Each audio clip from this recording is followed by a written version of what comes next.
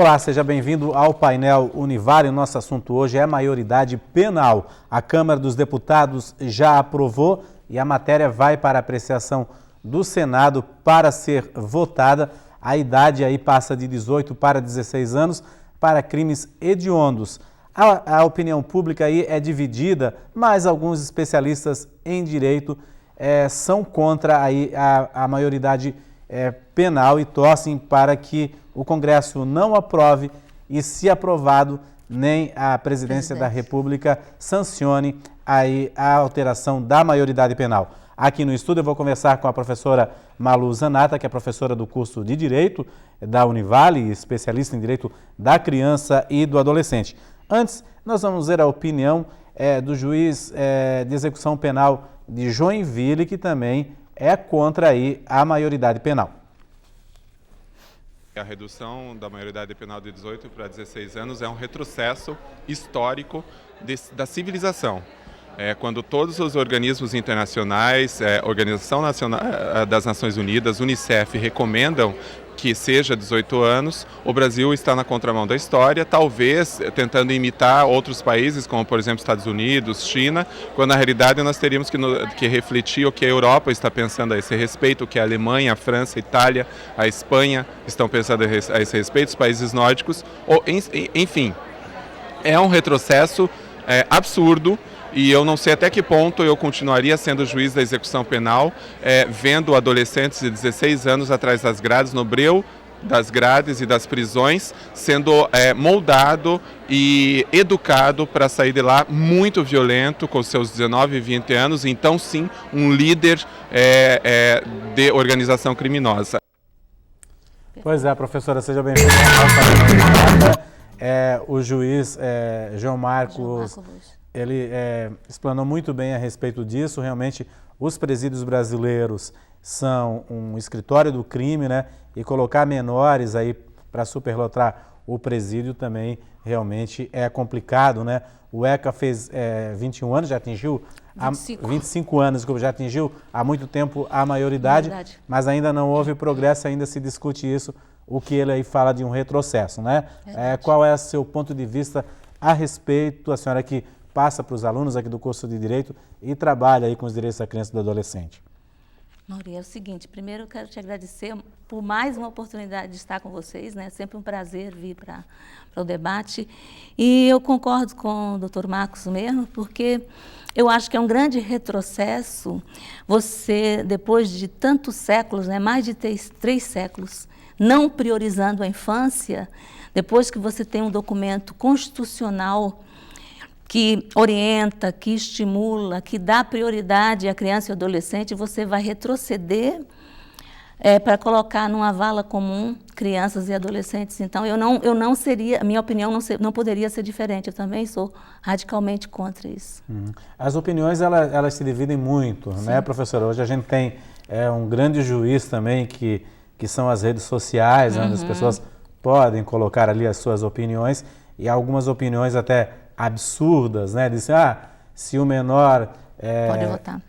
Violentasse você ou cometesse algum delito contra você, o que é que você faria? Coloca em choque. Essa não é o teor da análise nesse ponto aí da Câmara dos Deputados em votar a favor da maioridade penal. Talvez é um apelo, né? Uma forma de, vamos dizer, mostrar um trabalho e de uma forma deturpada. Porque os nossos legisladores, eles têm conhecimento de causa, que não existe mágica para você cuidar de adolescente infrator. E os nossos adolescentes, na verdade, a partir de 12 anos, ele deixa de ser criança e até os 18, ele já cumpre medida socioeducativa, eles já estão penalizados, se assim podemos dizer, e eles têm que pagar pelos que eles cometeram, e isso tem funcionado. Mas a funcionalidade disso, Maria, que é terrível. Nós, em 25 anos de estatuto, não conseguimos implementar políticas públicas decentes para ressocializarmos esses adolescentes e essas crianças. Então, a gente não tem feito o dever de casa. Isso porque, como é prioridade, essa política sai da Constituição e vem para o Estatuto para municipalizar o cuidado com a criança e adolescente. Então, hoje, prioritariamente, é o gestor público do município que executa essa prioridade. Agora, algumas instituições como o CASEP, né? Eles são terceirizados, né? Sim. São tocados por ONG. Até que ponto isso é válido, professora? Olha, se fosse uma ONG, se tivermos ONGs que realmente o governo repassa, né, o seu cuidado, que é prioridade do governo do Estado, ele sai e empresta à ONG esse serviço. Nem sempre essa ONG ela está habilitada tecnicamente para cuidar desse adolescente. O que preocupa é isso. Então, nós que não temos CASEP suficiente no Brasil, nós não conseguimos implementar nem 25% deles. Agora, ajustamos com essa conduta irresponsável, eu diria, uma mágica para resolver os problemas. Não, o CASEP realmente não é o lugar de ressocializar, não é o lugar de reeducar, ainda não. Nós não chegamos ainda a esse entendimento, nós precisaríamos crescer mais. A gente, como vai reeducar, ressocializar se a gente não educou? O Estatuto e a Constituição no 227 chama a família, chama a comunidade para junto olharmos para essas crianças. E pensa, um país que não valoriza sua criança e adolescente, que futuro vai desse país? Nosso futuro são eles. E se não priorizarmos isso, como é que nós vamos fazer? Então, eu acho que enjaular mais 40 mil crianças, ou 40 mil adolescentes, desculpe, nós já temos mais de 30 mil hoje, dentro dos CASEPs, Casalau, o nome que você queira dar. E nós não temos resolvido isso. Então, nós primeiro teríamos que resolver e implementar, colocar em prática as políticas de atendimento aos infratores que já cumprem, sim, já são responsabilizados, sim, pelos atos infracionais. Né? Dignamente, com técnicos, com os educadores, com as pessoas que tivessem capacidade para estar montando esse trabalho. Isso, na realidade, o que eles é redundante, né? Para a maioridade penal, já que se cumpre aí na Casalar, em CASEP, o enjaulamento sem a devida estrutura, né, professora? Exatamente. Então, é a superlotação também, sabe? É a não prioridade à educação. Eu acho que não dá espaço para as pessoas terem essas transformações. Assim, acredito que você trancar, deixar ali, no mesmo plano que eu tinha, a cadeira do pensamento. Você vai pensar, vai fazer uma reflexão no que você fez. Tudo bem, mas em cima dessa reflexão, quais políticas eu vou ter para que você retorne à sociedade? De que forma? Estudando, tendo cursos técnicos, estimulando, fazendo você entender por que você hoje está sem a sua liberdade, que é a pior coisa que eu acho que o ser humano pode ter na sua vida como punição é a privação da liberdade. Tá? Então, a privação da liberdade sem nenhum comprometimento para a transformação não vai me levar a nada. Eu vou ficar pensando em quê? O que me espera lá fora? Quem vai me dar um trabalho quando eu for sair daqui? Que preparo eu estou tendo aqui? É isso que eu me pergunto. Agora, como é que esse projeto de ressocialização, por exemplo, dos CASEPs, da Casalar, que é em São Paulo, né? São Paulo. Como é que é esse projeto de ressocialização? Eu nunca entrei numa casa dessa de ressocialização de menores como jornalista, mas já fui a alguns presídios e, por exemplo, no presídio da Canhanduba, os presos têm a oportunidade de fazer o ensino fundamental, o médio, têm a oportunidade de trabalhar. Como é que é feito isso na ressocialização de adolescentes no Brasil? Na verdade, optaríamos aí por termos também dentro do CASEP a mesma situação, de inserção no mercado de trabalho, adolescentes, com cursos técnicos, com a garantia da escola. Mas, na verdade, o dia a dia você observa que não acontece. Eu também visitei CASEP e a Fundação Casa de São Paulo. E nós temos visto que 70% de reincidência nessas fundações, onde não tem funcionado essa estrutura que tu falastes para nós. Realmente, se assim fosse, nós não teríamos essa reincidência tão grande. E assim, nos países que são maioria, hoje só 17% dos países europeus que ainda não são reducionistas. Ao contrário, a Espanha e a Alemanha acabaram de retroagir na nova lei e eles agora colocaram 18 anos, a partir dos 18 anos, como adulto. Então, esse retrocesso nosso significa, tudo bem, nós não damos conta, nós não temos condição de educá-los, nós não temos condição de dar um trabalho, a gente não tem como cobrir isso. Então, o que eu posso fazer? Então, vou tirar os adolescentes da rua, parece alguma coisa que aconteceu lá no Descobrimento do Brasil, nós estamos voltando, nós estamos retrocedendo. Nós não temos meio de lidar com essa doença, sabe? É uma doença, é um problema seríssimo. E é um processo falido, na realidade. Totalmente né? falido. E os nossos legisladores, nossos deputados, nossos senadores têm que olhar isso como um problema sério, porque, como você falou, engaiolar, apreender de novo os adolescentes e não fazer nenhum trabalho para que ele se transforme, para que ele reflita as condições de vida que ele tem, nós vamos chegar novamente a uma compreensão de que 40 mil adolescentes trancafiados a gente vai resolver tirando da rua. Tá, e depois eu vou ter que colocar na rua de volta. Vai colocar na rua com 21, 22 anos. 22 anos. E aí, o que eu fiz? A profissionalização dele vai ser lá dentro, né? Se a gente estimulasse aqui fora, se a gente tivesse escolas com competências, educadores bem pagos, será que nós teríamos essa realidade, apesar de dizermos, não, mas é porque é sempre um problema que ele se aglomera e se acumula. Falta família, a família não tem estrutura, nem estrutura social, nem econômica, está falida, o adolescente vai para a rua, da rua ele vai para a prisão. Né? Porque o CASEP nada mais é do que uma prisão também. Exatamente. Né? E que não tem uma estrutura como uma prisão, como a penitenciária da Caianduba. Não tem Caianduba, não tem um espaço para jogar futebol, não tem um espaço para crescer, eu tenho um espaço exíguo para uma leitura. E depois é triste você observar onde é o espaço que eles dormem, que eles ficam. Eu estou dizendo para você que, óbvio, que eu sei dos problemas e das infrações cometidas, as gravíssimas, eles são punidos também por isso, mas você trancafiar alguém sem a mínima condição de higiene e sanitária, e você achar que esse ser, depois de 3 anos, sai transformado e feliz, dizendo, não, agora eu aprendi com a minha privação de liberdade e eu vou ser outra pessoa da sociedade. Isso aprendeu com quem? Como? Não funciona. Conosco não funcionaria. Eu acredito que não. Agora, na leitura que a gente faz, parece que o governo é um pouco falho nessa questão, né? De investimentos na política de ressocialização do menor, né, professora? Totalmente, porque não dá visibilidade. A política hoje tem que ser aquela meramente acumulatória em relação a votos, né? Então, o que me chama a atenção hoje? O que eu vou fazer?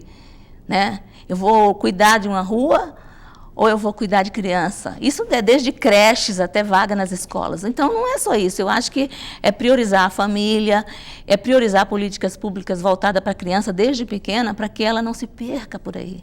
É uma perda para o Brasil, para o nosso país, esse sentimento de revolta que as pessoas têm e de mediatice, de falar, nós vamos resolver trancafiando. Qual é a estrutura que nós temos hoje no Brasil, com 600 mil, quarto país que mais presos tem no mundo? Vamos olhar isso. Que resolutividade nós estamos fazendo em relação aos adultos? E agora nós estamos vendo um sistema falido e agora queremos mais ainda a nossa falência, estimulando isso para adolescentes, que nós chamamos de imprensa marrom. Sei que você é da comunicação, mas você não pensa nisso, graças a Deus. Nós estimulamos isso. E depois, assim, a Constituição, ela prioriza a proteção específica para criança e adolescente. Nós estamos burlando a Constituição.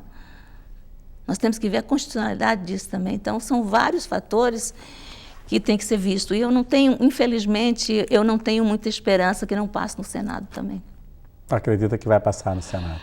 Infelizmente. Eu espero que se vete, eu tenho esperança. Eu acho que temos trabalhado para isso, tem uma lista correndo aí, a gente está fazendo assinaturas e tudo, mas é difícil. O SINASE também é contrário a isso, né?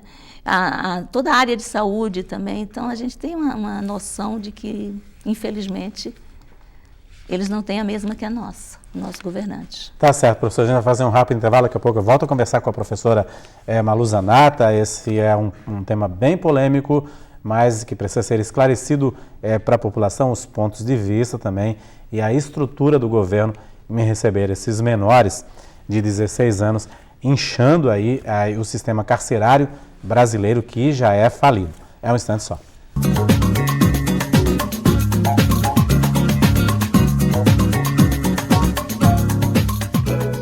Olá, estamos de volta com o Painel Univale e hoje a nossa convidada é a professora Malu Zanata, do curso de Direito da Univale, especialista também no direito da criança e do adolescente. Nós estamos conversando aqui de um tema bastante polêmico, que é a maioridade penal. A Câmara dos Deputados já votou a redução da maioridade penal de 16 para 18 anos para crimes hediondos, mas aí falta ainda essa matéria ir para o Senado e depois para a sanção da Presidência da República. Existe uma campanha bastante forte para que esse projeto não passe aí pelo Senado e, se passar, não passe pela sanção da presidente Dilma Rousseff.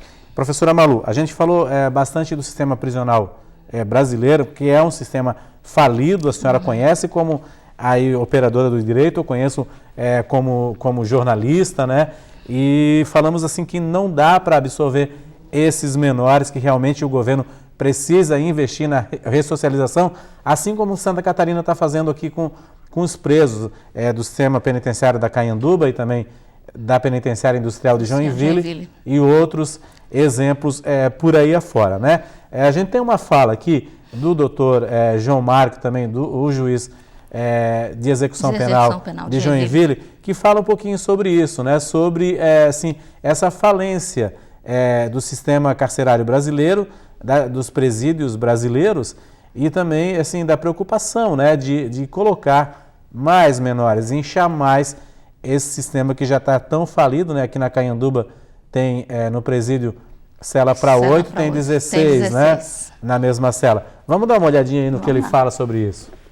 O Brasil já tem 600 mil presos para 300 mil vagas. Há 10 anos atrás tinha 400, 300 mil presos. Quer dizer, existe um crescimento extraordinário da massa carcerária. Nós temos a possibilidade de chegar em 2020 com 1 milhão de presos. Não há verba, não há erário público para construir unidades prisionais. O Estado não vai dar conta disso, porque já não dá conta disso, e nós vamos entulhar cada vez mais seres humanos dentro de calabouços. Não é razoável que os deputados não pensem isso. Os deputados precisam pensar, eu repito e apelo aos deputados, coloquem a mão na sua consciência e vejam o que está acontecendo com a nossa juventude. A nossa juventude precisa de oportunidades, precisa de família, precisa de educação, precisa de esporte, precisa de saúde, precisa de cultura, precisa de primeiro emprego, precisa de habitação, precisa de saneamento, precisa disso tudo. O Estado está ausente e carente nisso tudo e ele está querendo comparecer com a sua mão penal.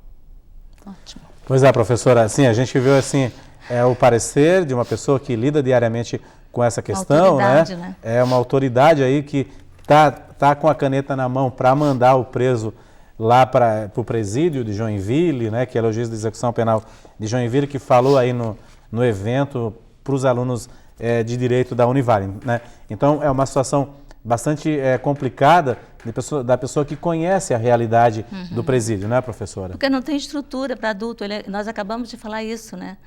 Então, parece que assim, nós saímos de um sistema punitivo há tanto tempo e tentamos, né, melhorar esse sistema.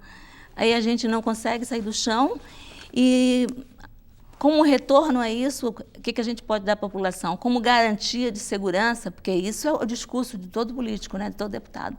Vamos garantir a segurança. Então, a segurança eu garanto de forma imediata, ilusória, que é punindo, nos trancando dentro de casa, tirando de nós a possibilidade, todos nós, a possibilidade de estarmos na rua, no nosso direito de ir e vir. Por quê? Porque, como você falou, se nós tivéssemos presídio como modelo, como a Cayanduba, como o de Joinville, como alguns até de Belo Horizonte, que estão fazendo essa lição de realmente perceber e se sensibilizar para educá-los, né? Porque eles não são reeducados para mim, eles estão tendo a primeira oportunidade ali, porque eles não a tiveram. E é o primeiro juiz que eu ouço falar assim, de toda uma estrutura em volta, né? Porque se você não tem uma boa escola, se você tem uma escola caduca, uma escola que não... Acho que nossa escola está meio atrasada ainda, né? Que não olha a realidade da clientela que ela tem. Então, se você não tem essa linguagem, não tem essa percepção de mundo, você vai oferecer o pior e você tem o retorno disso. Ou você sai do chão, começa a lutar, ou você faz alguma coisa e convida os parceiros. O governo não é autossuficiente, o governo somos nós. A Univale, por exemplo, ela faz o papel dela. Nós estamos na rua, no direito, com um projeto já há 12 anos, trabalhando cidadania nas escolas. Com a cartilha da cidadania. Cartilha da cidadania e agora trabalhando a transversalidade e e o direito intergeracional, colocando os avós, pais, mães, para discutir a questão, fazendo com que a criança faça reflexão em casa e traga de volta, ampliando mais ainda as questões de família, de direito, de alimentação, de lazer, porque também eles esquecem do lazer, e foi falado aí, gente, criança e adolescente tem que ter lazer. Está na Constituição, é direito dele. Se ele tivesse mais condições de um lazer, ele não estaria na rua fazendo coisas erradas. Porque o lazer hoje é dado para quem? Para quem tem dinheiro. Nosso adolescente, ele não pode ir numa balada, Mauri. Ele não pode pagar, sei lá, não vou, mas deve ser mais de R$100 para ir para lá. Mas é isso que eu queria chegar. Ele se frustra, ele também tem direito. Exatamente, queria chegar a esse ponto. No domingo passado, né, há uma polêmica bastante grande aí nos jornais, nas redes sociais. A Polícia Militar do Rio de Janeiro tirou menores que vinham de ônibus da periferia para a praia, para a orla do Rio de Janeiro, dizendo que esses menores eram culpados pelo arrastão. Mas como que a polícia pode fazer essa pré-análise, né? E tirar os menores, né? Então, é aquela desculpa de não ter uma política, né, para os menores e agir dessa forma, né? Cortar o mal pela raiz, como eles dizem. É retrocesso isso, né? É tempo do Império, onde, pós a abolição da escravatura, se tirava os menores da rua para não enfeiar as visitas, né, que o Dom Pedro recebia. Então, os capoeiras, os vadios, os meninos de rua, vamos tirar, e eles foram para a periferia sempre, para a favela, para os cantões, para os grotões, para os morros. E agora... Para a exclusão, né? Para a exclusão, e agora nós fazemos a mesma coisa. Passado, né, 3 séculos que a gente saiu, 3 séculos e meio da escravatura, quase 4 séculos, 400 anos, é tanto. Essa não é uma medida... preventiva, né? Nem eu diria que ela não é nem paliativa, ela é segregacionista. Eu não posso impedir o adolescente da periferia ter o direito de diversão, porque só esse adolescente é visto. Porque os outros de classe A não são invisíveis. E cometem infrações tanto quanto, mas eles são invisíveis para a mídia. A maioria que aparece ali, que são visíveis, são aqueles adolescentes que não têm família, que não têm empregabilidade, que não têm educação decente. Aí esses são vistos como os criminosos, como os culpados, então sai do trem, sai do metrô, porque vocês vão enfeiar a cidade. Vocês não têm que estar ali na orla, porque na orla tem turista, e vão ver que eu, governo, não tive a capacidade de resolver o sonho dessa gente, que é o quê? Que ter uma educação decente, ter um futuro, uma empregabilidade. Eu não favoreço isso, eu os excluo. E eu novamente vou excluir, tirando da sociedade, porque eles enfeiam a casa. Isso é uma política, é uma política deprimente, né? Depreciativa. Depreciativa, para mim, sim. E aí eles falam que os direitos humanos vão e defendem, mas nesse caso realmente há uma razão muito grande de defesa, né? Sim, o direito humano é o direito do ser humano, de todos nós. O direito humano não pode segregar. Parece que os direitos humanos só olha, eles dizem que só ficam à margem, só olha o marginal. Tem que olhar tudo mesmo. E teria que olhar também esse nosso gestor público que não olha para quem está à margem. Sabe? Ele precisa olhar, porque alguém tem que olhar e tem que gritar, tem que dar um berro e dizer que ele tem que ter uma saúde priorizada e não tem, uma escola digna e não tem. Dignidade humana pressupõe isso, afeto, amor, e isso não se tem quando faz uma política desse estilo. Agora, só para encerrar, professora, estamos num processo aí de eleição de conselheiros tutelares, né? No dia 4 de outubro vai ser um processo unificado, uma votação no Brasil inteiro. A gente espera que os conselheiros tutelares não vão para os conselhos só por causa do salário, né? Que realmente hajam na defesa do ECA, na defesa... E também que eles tenham uma capacidade de entendimento de que é a prioridade para a criança e que não faça disso só uma escala para ir para a política, porque nós temos no Brasil muitas pessoas que entram nos conselhos, mas eles já estão enxergando lá à frente o que eu posso fazer amanhã, porque você sabe muito bem que o Conselho Tutelar, ele é visto como aquele que pode entrar numa comunidade onde muitas vezes os políticos, vereadores, deputados não vão, e eles estão ali, e eles têm essa percepção de que ele sabe o mundo. Então, se ele tiver técnica para trabalhar, se ele tiver conhecimento, se ele tiver todas essas reafirmações de que ele tem que estar do lado da pessoa que precisa dele, e também, por outro lado, não adianta termos conselheiros tutelares sem ter uma estrutura boa. Você sabe onde funciona o Conselho Tutelar de Itajaí? Numa ruazinha próxima do Xande ali, bem, uma coisa pequena, ínfima, acanhada, né? Bem acanhadinha, parece que é para não ser vistos. E alguns estão em rodoviárias de estrada, numa salinha onde eu, mãe, vou lá com um problema com meu filho e o outro do lado está escutando o que eu falo, não tem a dignidade de ter um espaço interessante, visto pela sociedade, para falar, ele existe, ele está ali. Se eu precisar dele, ele está para me atender. Então, que seja também feita uma política decente e que ele se reformule, que ele venha conversar com as instituições que trabalham com isso para ampliar mais o direito de defesa dessa criança. Tá certo, professora. Muito obrigado aí pela sua presença. Vamos aí torcer aí que realmente, se for aprovado, tenha o veto da presidência da República, que realmente é um bem que ela faz também para o sistema carcerário, né? Ok, obrigada, obrigado, pela oportunidade de estar com vocês. Obrigado. O Painel Univale fica por aqui. A gente volta amanhã. Até lá. Realmente, professora...